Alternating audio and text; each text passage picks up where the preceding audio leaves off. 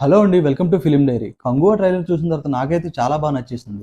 Looks, visuals గనుక చూసుకుంటుంటే Hollywood రేంజ్‌లో ఉన్నట్టే అనిపిస్తుంది. ఇంకా స్టోరీ ఏంటి అంటే గనక 2 తెగల మధ్య జరిగే పోరు. అంటే 2 తెగల మధ్య జరిగే యుద్ధాలనమాట. దీంట్లో ట్రైలర్‌లో మొత్తం మనకు చూపిస్తే గనక మొత్తం అంతా కూడా అడవుల్లో జరిగేదే ఒక కొన్ని సంవత్సరాల క్రితం జరిగే విషయం మాత్రమే చూపిస్తారు. కానీ యాక్చువల్‌గా ఇది మాత్రమే స్టోరీ అనుకోవడానికి లేదు. ఎందుకంటే సూర్య మనకి స్టైలిష్‌గా కనిపిస్తాడు కొన్ని లుక్స్‌లో. కొన్ని పోస్టర్‌లో గనుక మనం గమనిస్తే సూర్య కొంచెం స్టైలిష్‌గా కూడా కొన్ని పోస్టర్‌లు రిలీజ్ చేశారు. దాంట్లో చూస్తే మనం కొంచెం స్టైలిష్‌గా ఉన్నాడు. అంటే ఈ కాలానికి పీరియాడిక్‌కి మళ్ళీ ఈ కాలానికి ఏమైనా కనెక్షన్ ఉందా? అంటే ఏమైనా టైమ్ ట్రావెల్ లాంటిది ఏమైనా ఉందా? అని చెప్పేసి కూడా ఆలోచించే చిన్న డౌట్ అయితే ఉంది. లైక్ 'బింబిసార' లాగా కూడా ఉండే అవకాశం ఉందేమో అనిపిస్తుంది. ఇంక దీంట్లో విలన్ గురించి చూసుకుంటే గనక 'బాబీ డోలీ' గారు చేశారు. యాక్చువల్‌గా 'బాబీ డోలీ' గారు మంచి ఫ్లోలో ఉన్నారు. 'యానిమల్' సినిమాలో మనం చూసాము ఆయన స్వాగ్ గట్టా. సో, ఈ సినిమాలో కూడా అంతే పవర్‌ఫుల్‌గా కనిపిస్తున్నారు. గారు చాలా క్రూరంగా ఉన్నారు. 'బాబీ డోలీ' గారు ఒక్కరే అని కాదు. సూర్య కూడా చాలా క్రూరంగానే ఉన్నాడు ఈ సినిమాలో. ఈ సినిమాలో ఉన్న వాళ్ళందరూ కూడా అలాగే ఉన్నారు. ఎందుకంటే కొంచెం అడవికి సంబంధించిన సినిమాలా ఉంది కాబట్టి మొత్తం అంతా కూడా అదే లుక్స్‌లో ఉన్నారు.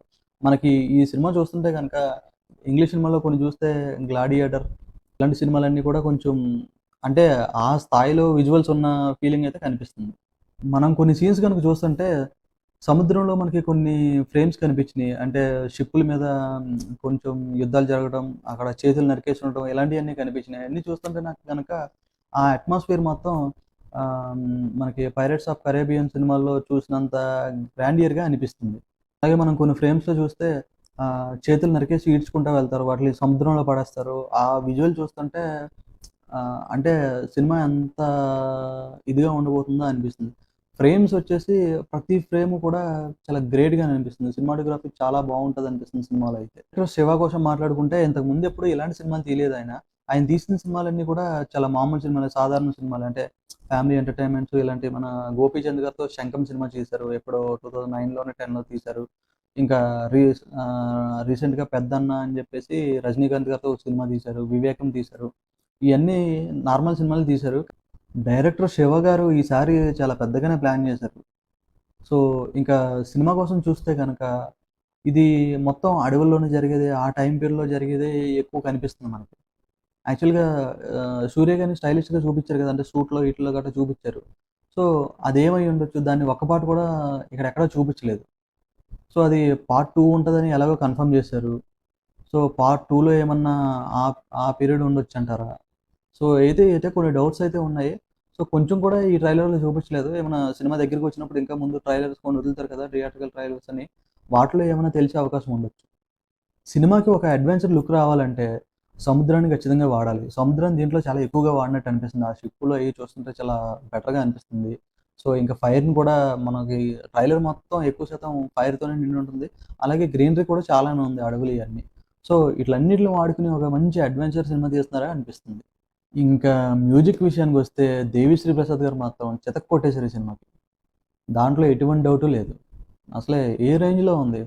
అసలే మనకి పెద్ద పెద్ద సినిమాలు చేయాలంటే 'కీరవాణి' గారు, 'దేవిశ్రీ ప్రసాద్' గారు.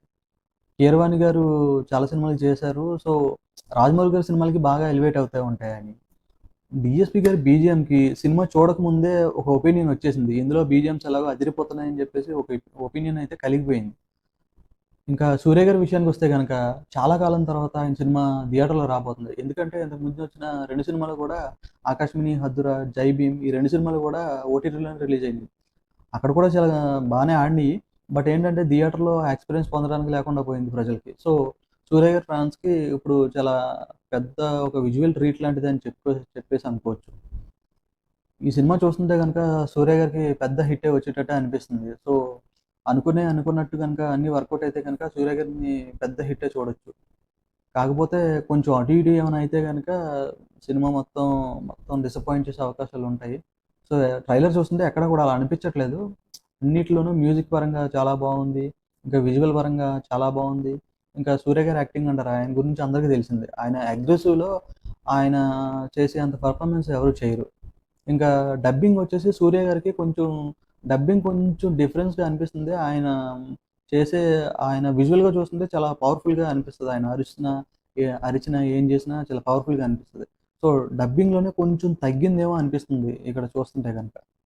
ఆయన పాత్రకి తెలుగులో ఇంకొంచెం బెటర్‌గా డబ్బింగ్ చెప్పొచ్చుంటే బావుండేది. ఇంకా 'బాబీ డోలీ' గారిదైతే ఎలాగో కొంచెం బెటర్‌గానే ఉంది. ఆయనని చూసినప్పుడు ఆయన పలికే డైలాగులు చాలా బెటర్‌గానే అనిపించినియి. కానీ సూర్య గారు చెప్పిన డైలాగులే కొంచెం ఇదిగా అనిపిస్తుంది. సో, సినిమా మొత్తం చూసిన తర్వాత మనం ఒక ఒపీనియన్‌కి రావచ్చు.